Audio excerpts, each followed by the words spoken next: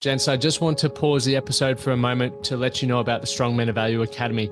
You will have heard me refer to it a number of times, and I want to bring more attention to it. So this isn't just a program, it's a life-changing environment and community of men who are focused on personal and professional growth. We're looking at areas of relationships, wealth, and health, things to help you thrive and maximize your life.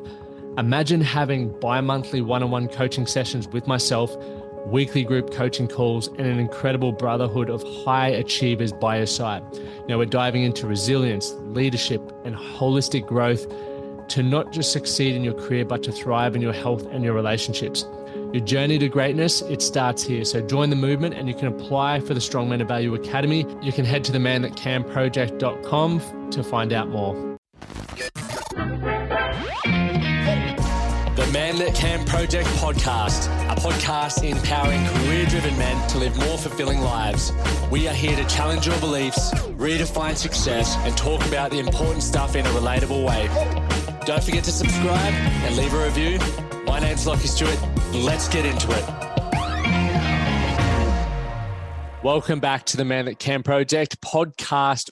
I'm your host, Lachlan Stuart. Now, if you're tuning in for the first time and you do enjoy the episode, make sure you hit the follow button, subscribe, or whatever you need to do.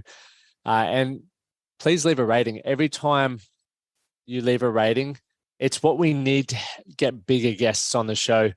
So if you are enjoying it, take an extra, let's say 90 seconds to do that. It's greatly appreciated. Going to be talking about how to recover from missing training. And I'm not going to be talking about, missing 1 or 2 days of training, because for me personally, I think, just use those as rest days. If that's the case, don't beat yourself up over it, but more so looking at if you miss a week or more of training. Now, many of you who are a part of our academy are following a structured training program.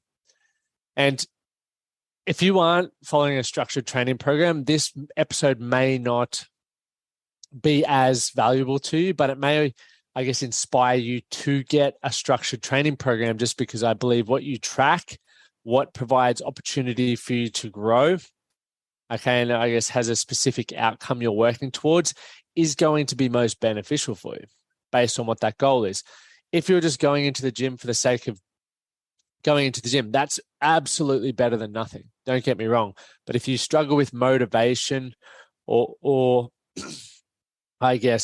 understanding how you could get stronger, or even having some strength standards, there are some strength standards. If you just jumped on Google, you'd be able to Google some strength standards. They may come back from the powerlifting realm or the weightlifting realm, and just get an idea of what it is for blokes, and or if you're a lady listening to it, also for the ladies as well, and have a look at that and go, okay, well, how do I stack up against that in my age group? And obviously, we're not looking at elite, we're looking at general pop, unless you are an athlete. I consider myself a bit of an athlete. So now we've covered that, let's talk about missed training. So last week, I only trained on Monday and I did a half session. I was absolutely cooked. Every week I start the week very excited. I generally finish it that way as well. But my energy was cooked. I started last week. I had a tempo run. I think it was 4K at a certain speed and then 3K a little bit slower. And I got to about 3 kilometers in that fast one, and just the humidity, and my body didn't feel good. I felt really run down, foggy in the head. My body was aching a little bit, and I just really struggled to focus. So pulled the pin on it. And for the next 3 days, I didn't have any aches or pains, but I was just really foggy and really, really fatigued. Nothing else had changed. My diet and nutrition was the same. My sleep was the same.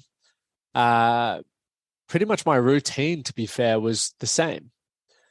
However, I really struggled to get the energy and the motivation to do anything after I'd met with clients and done what I needed to do. So from honestly about 11 o'clock onwards, I would just lay on the couch or go back to bed. And I was like, maybe I have chronic fatigue. Am I depressed again? I don't know what's going on. There was a whole heap of thoughts that went through, but I just focused on obviously staying hydrated, getting a bit of sunlight when I could, eating well, and resting, listening to my body. But as a result of that, that meant I missed training. Literally, I did not train until I trained Saturday. So I had 4 days off. Now, for me, that's pretty much the entire week of training. And as I'm following our Gazelle running program, I was on week 6, so this is week 7. I was stressing because I was like, oh, my goal is week 12. I'm doing another time trial. What do I do here? I'm missing out on this time that I need to really maximize to move closer towards my goal when I retest.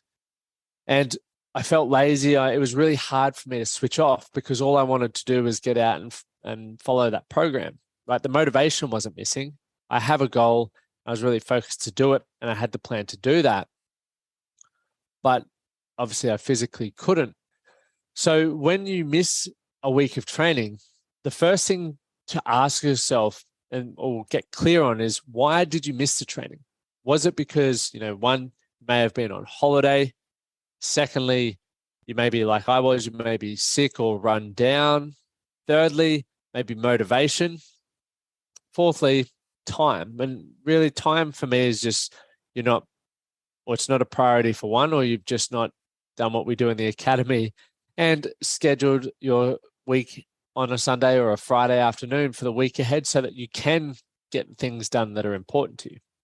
Now, if it is motivation that's holding you back, this is one of the best reasons why you use a coach or you have a training buddy, depending on what you want.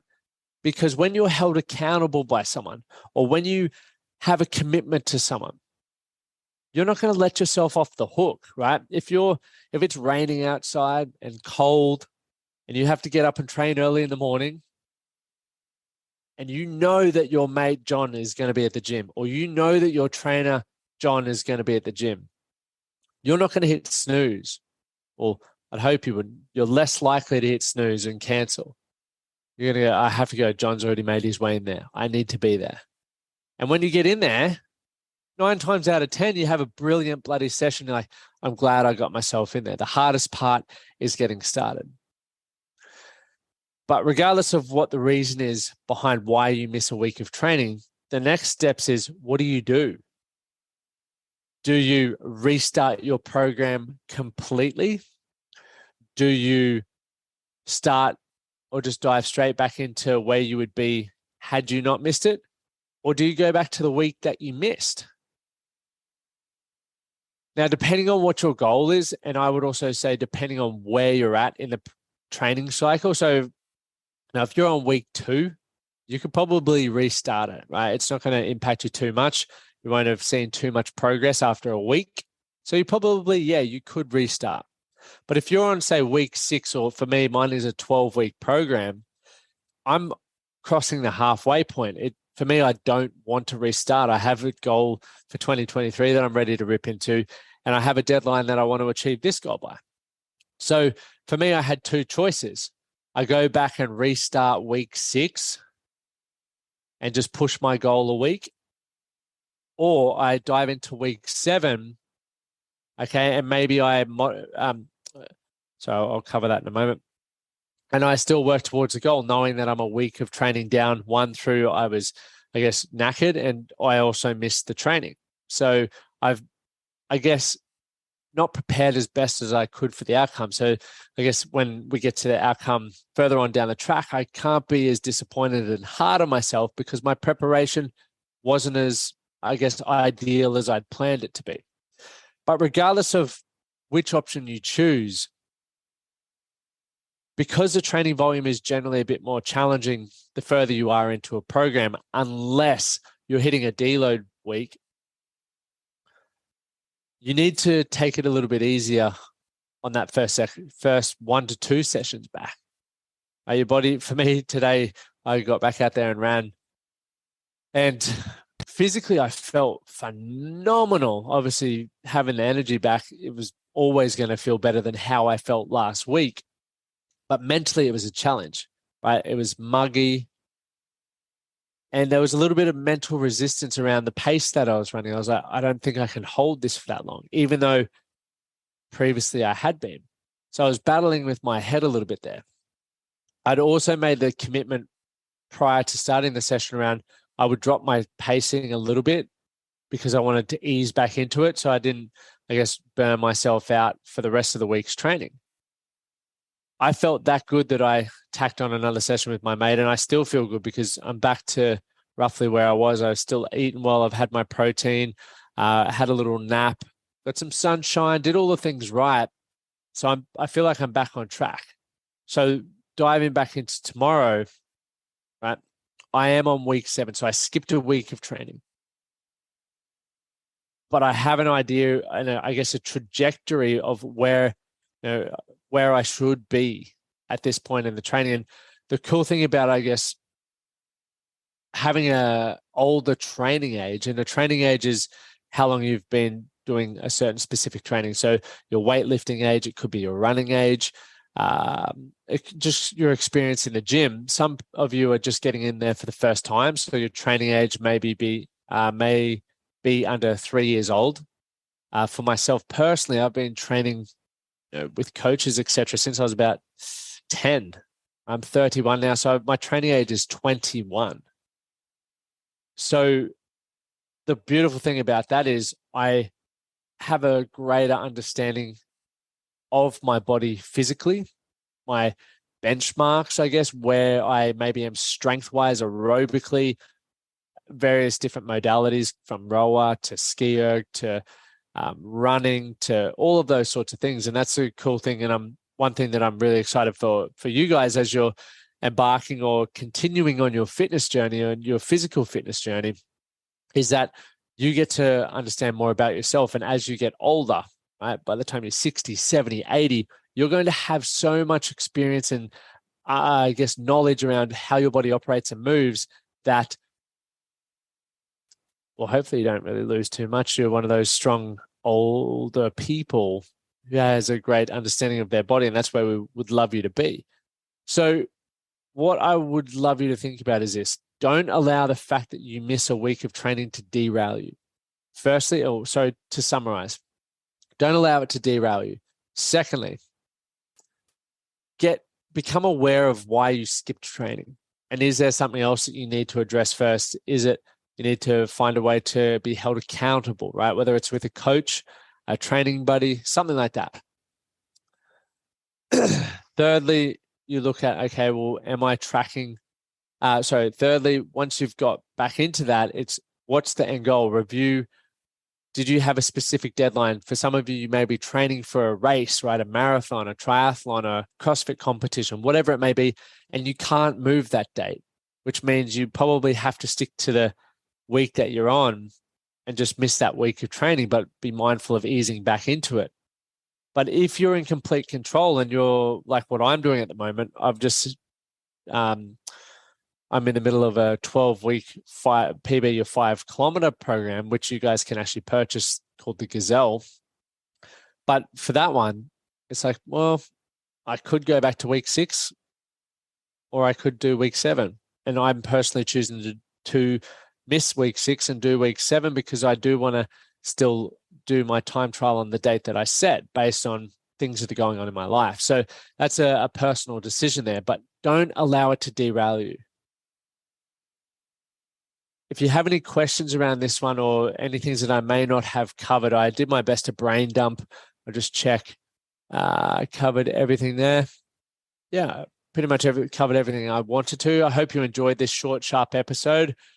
If you do have any questions around missing training, training programming, make sure you reach out to us. Obviously, if you aren't aware, Brad does a lot of our programming now at the Man That Can Project. It's his wheelhouse, his zone of genius. And if you're looking for coaching, we have our areas. We have our physical fitness, which is where we focus on nutrition, exercise, and restoration. Then we have our mental fitness, which is, I guess, more of my wheelhouse, but we provide all of that for you in the academy. So, like I said, get in touch if you'd like to apply and find out more about how we can help you with your goals moving forward, especially for 2023.